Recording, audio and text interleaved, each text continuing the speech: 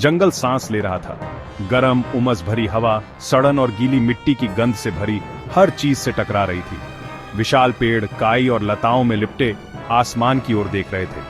उनके पत्ते परछाइयों का एक छत ऐसे राज फुसफुसा रहे थे जो हवा तक नहीं पहुंच पा रही थी। ये कोई आम जंगल नहीं था, ये फुसफुसाहटों की जगह थी, परछाइयों की जगह थी, एक ऐसी जगह जहां सूरज की रोशनी भी आने से डरती थी।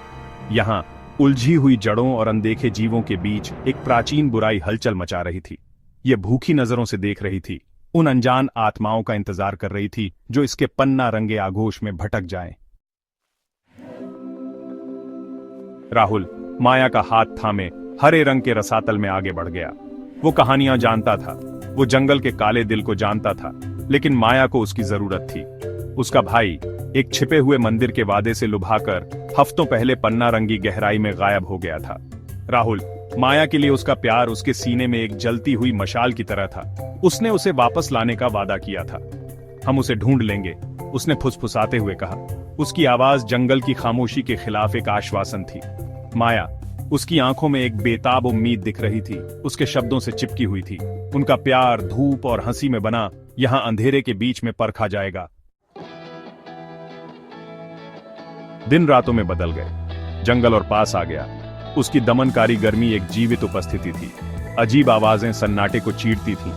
एक अनदेखे पैर के नीचे एक टहनी का टूटना, पेड़ों से गूंजती हुई धीमी गुर्राहट, पत्तों की सरसराहट जो उनकी हरकत को देख रही थी। राहुल, उसकी इंद्रियां पूरी तरह से सतर्क थीं। उसकी रीढ़ की हड्डी में एक कंपकंपी महसूस हुई। कुछ गड़बड़ थी। ये जंगल, ये जीवित था और ये उन्हें देख रहा था। हमें सावधान रहने की जरूरत है, उसने माया से धीरे से कहा। उसका हाथ उसके चारों ओर सुरक्षात्मक रूप से कस गया। जंगल एक छिपी हुई ऊर्जा से गूंज रहा था, एक द्वेष जिससे उनकी रीढ़ में ठंडक दौड़ गई। जैसे ही गोदूली ने आसमान को खून और राख के रंगों में रंग दिया, वे एक समाशोधन पर ठोकर मार गए। बीच में एक आग छोटी और संघर्ष करती हुई टिमटिमा रही थी। उसके चारों ओर झुकी हुई आकृतियां, उनकी आंखें एक अप्राकृतिक भूख से चमक रही थीं। वे औरतें थीं, उनके चेहरे सुंदरता और क्रूरता के भयानक मुखौटों में बदल गए थे। उनके होंठ खूनी लाल रंग से रंगे खौफनाक मुस्कान में बदल गए।